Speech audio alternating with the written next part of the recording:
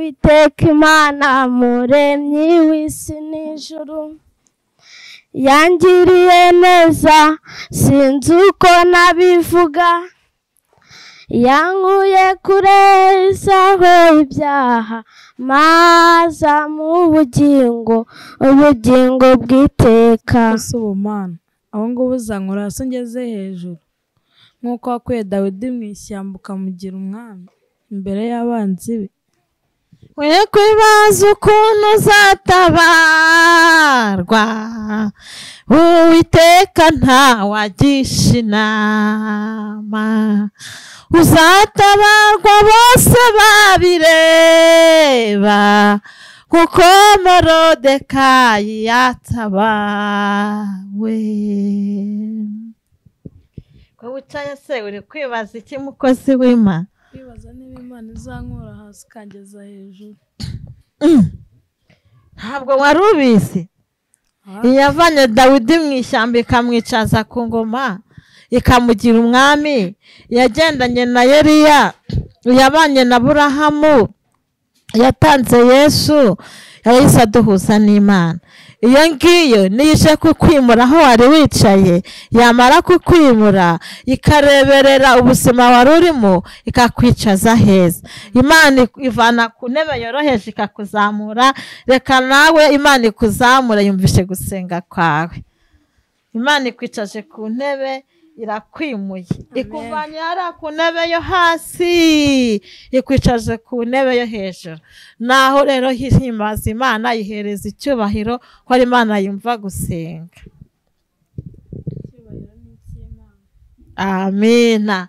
Nimba wishimye rero reka turirimbana agakorasi, hanyuma nitumara kukaririmbana dukomerezeho kumva uburyo Imana ijya yimura abantu.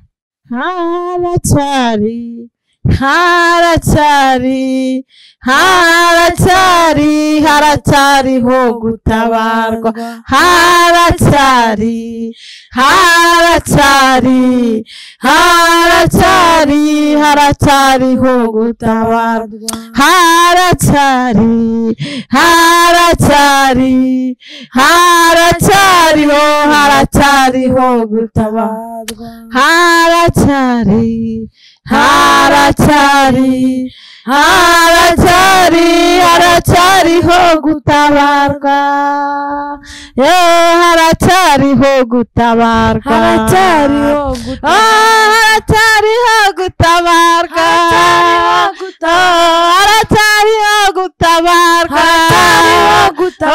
haracyariho gutabarwa, haracyariho gutabarwa.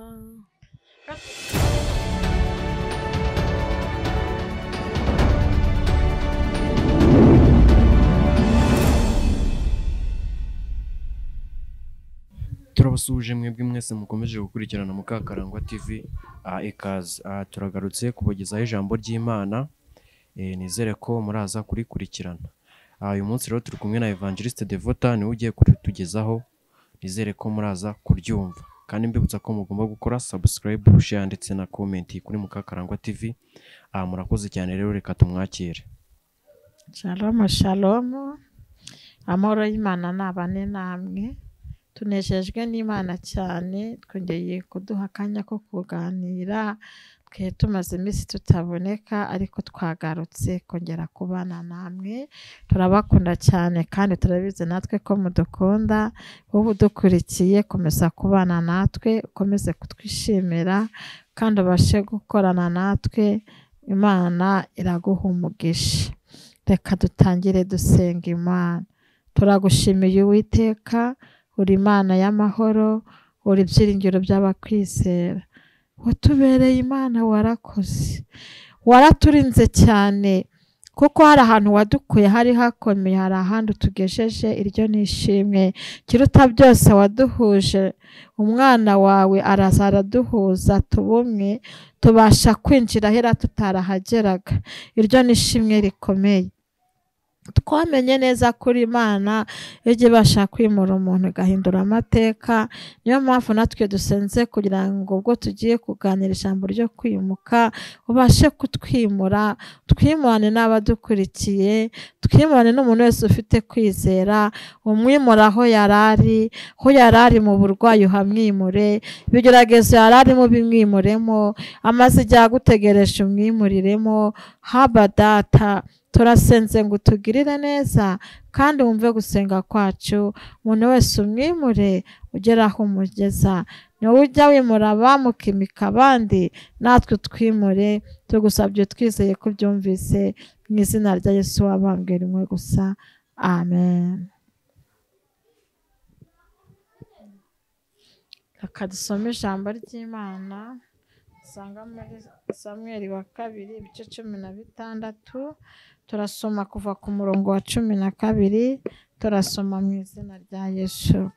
Haranditse ngo, ahari Uwiteka azareba inabi ngirirwa, kandi Uwiteka azanyitura ibyiza kubw'iyo mivumo yamvunye uyu munsi. Nuko Dawidi n'abantu be bakomeza inzira. Shimeyi nawe aca mu ibanga ry'umusozi amwitegeye, agenda amutuka umugenda, amutera amabuye n'umukungugu. Hanyuma umwami n'abantu bari kumwe nawe bose bajya muri Efurayimu aruhukirayo. Amen. Dusomye amagambo menshi, ariko intego mfite ni intego ya Dawidi na Shimeyi. Shimeyi yari inshuti ya Dawidi, ariko igihe kigeze aza kumubera umwanzi cyangwa aza kumubera uwo kumurwanya. Muri iyi minsi abagenzi bari kujya mu gihugu cyo mu ijuru bari guhura na Shimeyi cyane, ariko nzanye intego ivuga ngo kwimuka. Haleluya. Imana izi kwimure hariya hantu wari uri. Dawidi ngo Shimeyi yaramututse, ariko Dawidi nta kintu yamusubije, ahubwo Dawidi yaravuze ngo ahari Uwiteka azareba ineza inabi uri kungirira, hanyuma ngo Uwiteka anyiture. Haleluya. Umaze iminsi uri guhura na Shimeyi w'uburwayi, Shimeyi uguca intege, Shimeyi mu miryango, Shimeyi ahuca, Shimeyi mu itorero, wahura n'ubupangayi bukakubera Shimeyi bukaguca intege, ariko Uwiteka avuganye nawe ngo aho hantu wari uri hari hakuremereye. Iyo ntebe wari wicayeho y'igisuzuguriro, inabi umaze igihe uhura nayo, umukungugu umaze igihe abantu bagutera, ibitutsi bamaze igihe bagutuka, uko baciye ngo mu ibanga ry'umusozi bakuvuga, ibigeragezo wahuye nabyo, Imana ivuganye nawe iyi saha ngo ije kukwimura. Umuntu udukurikiye aho ari hose nafashwe n'iri jambo ryo kwimuka. Mu by'ukuri Dawidi ngo amaze guhura n'ibyo bikomere, amaze gutukwa na Shimeyi kandi yari inshuti ye, amaze kumutuka ngo yaramututse, uko Dawidi agenda amutuka, agenda amugirira nabi kandi bitari bikwiye. Imana iguhereze inshuti nziza zitari Shimeyi, kandi Imana iguhereze n'umuryango mwiza utakubera Shimeyi. Kandi hari ahantu wari uri hari hagukomereye. Haleluya. wari utaye ibyiringiro cyane, wumvaga ko bikomeye, wabonaga ko Imana iri gusenga ntikumve, wari ugeze ahantu ku munota wa nyuma, ariko Imana ivuganye nawe ngo Imana yajyanye na Dawidi. Nubwo Shimeyi yamututse ntabwo byabujije Imana gukora. Gigeze Dawidi igihe mu gihugu agiye kuruhukiramo. Dawidi ngo yarakomeje aragenda agera mu gihugu cya Efurayimu, ahageze ngo aruhukira. Imana ishimwe. Imana ije kukwimura imitwaro ikuremereye ikugeza mu gihugu cya Efurayimu uruhukireyo. Imana ije kukugirira neza. Haleluya. Hari amajoro menshi yanze gucya, ariko iri joro rirakeye. Imana ihabwa icyubahiro kuko Imana ari ivuganye nawe. Haleluya. Imana ikwimane kandi Imana ikwimure. Haleluya. Iyo Imana itaraza kukwimura, inshuti ziragenda, hagasigara inshuti nyanshuti. Inshuti mubana mu byago aba ari inshuti nyashuti. Uyu mwanya rero Imana ivuganye nawe, ngije kukwimura. Haleluya. Ngo yarakomeje aragenda muri ya misozi yose. Haleluya. Arakomeza aragenda amuvuga, arakomeza aragenda amutuka, arakomeza amutera umukungugu, arakomeza amwereka ko nta kintu amaze. Ariko Imana irabyitegereza. Dawidi nawe aravuga ngo ahari Uwiteka azangirira ibyiza. Haleluya, haleluya. Nuko ngo hanyuma kuri murongo wa 12 kuri beya haravuga ngo kandi Uwiteka azanyitura ibyiza. Amina. Dawidi aravuga ngo nubwo muri kugenda mwumvuma, Uwiteka azanyitura ibyiza. Imana ije kukwitura ibyiza. Umaze igihe ufite ibikomeye, ariko n'abantu babigushizeho, ariko Imana igwe message ivuga ngo ije kukwitura ibyiza. Haleluya. Nubwo umaze igihe kinini usenga bikanga, wareyirije ntiwahura nayo, wagiye ku misozi ntiwahura nayo, wasenze isaha saa 9 ntiwahura nayo, wasengeye mu cyumba ntiwayumva, ariko yarakubonye. Imana iguhaye ihumure ngira kwimuye, ukugejeje mu mugisha wawe. Imana ishimwe. Buri wese niyizere ko Imana imugiriye neza. Nubwo Dawidi yahuye n'ibikomeye, mu gikomba ahura nabyo, baca munsi y'umusozi ahura n'ibikomeye, ariko ntibyabujije Imana gukora. Haleluya.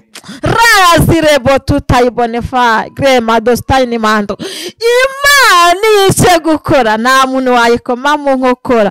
Nubwo imisozi yahura, haleluya, ntibizabuza Imana gukora. Imana ikwimure kandi Imana ikugeze ifurayi mu ruhuke. Imana ihabwe icyubahiro. Nanjye Imana nizituruhure muri ibyo bintu turi gucamo, kandi turi mu isi tuzayibona kenshi, ariko gahunda Imana ikwimure, nanjye Imana inyimure. Siko bizahora mu bamutegereza.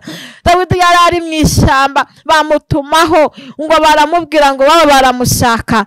Dawidi aravuga ati baba we, atubwo bariye nyine wenda ngiye kurya ibyasigaye. Ariko ahita asenga isengesho rivuga ngo wite untunganyiriza ameza yanjye imbere y'abanzi banjye. Haleluya. Asanga Imana yatunganyije ameza. Nta muntu uzatunganya ameza ngo byemere, ariko Imana ni gutunganyiriza ameza bizemera. Haleluya. Umuntu wese ufashijwe navuge ngo bizemera. Haleluya. Hanyuma Dawidi ahageze bamusukaho amavuta. Ahageze Samweli, Imana iramubwira ngo nuwo nakubwiye. Haleluya. Amusukaho amavuta. Vuga ngo amusukaho amavuta. Haleluya. Imana imuvanye mu ishyamba, iti mwimura, imwicaza ku ntebe y'ubwami. Nawe Imana ikuvanye mu ishyamba wibereyemo, ikwicaze ku ntebe y'ubwami. Imana ihabwa icyubahiro. Haleluya. Hanyuma turasoreza hano muri Samweli nyine n'ubundi 2 kwibi bice byaho 15 umurongo wa 7 haranditse ngo hashize imyaka 4 Abusalomu abwira umwami ati ndakwinginze nyemerera njye guhigura umuhigo nahigiye Uwiteka i Heburoni, kuko umugaragu wawe nahize umuhigo ubwo nari ntuye Geshuri muri Siriya. Naravuze nti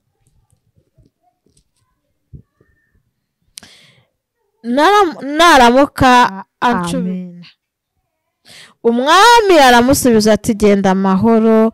Nuko arahaguruka ajya i Heburoni. Amen, amen. Dusomye irindi jambo rikomeye cyane. Haleluya. Irindi jambo dusomye rikomeye ni ijambo ry'uyu mugabo Abusalomu.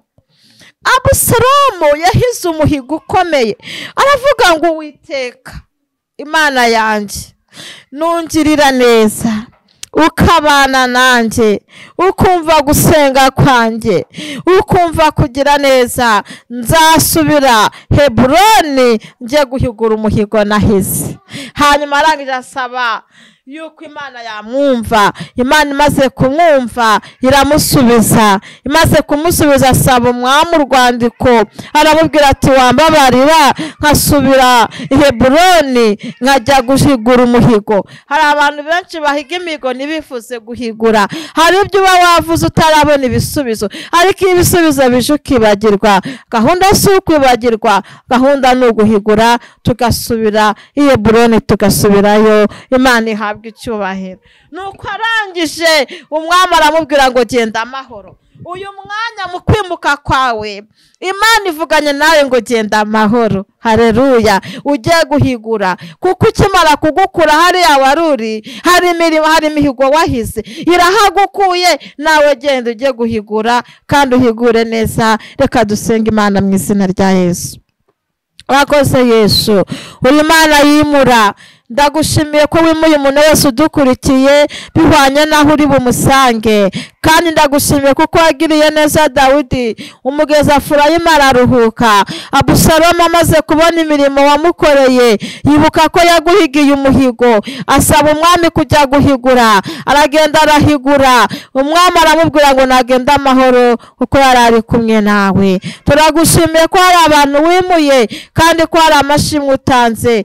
Umugisha umuntu udukurikiye, kandi n'undi wese uzakunda iki kiganiro azafashwe nawe, azakureho amahoro, akureho kwimuka n'umugisha, ndetse no guhigura imihigo no gusubira ku musozi yari atuyeho cyangwa yavuyeho akuvuga. Twizeye ko ubikoze mu izina rya Yesu wabambwe rimwe gusa. Amen, amen.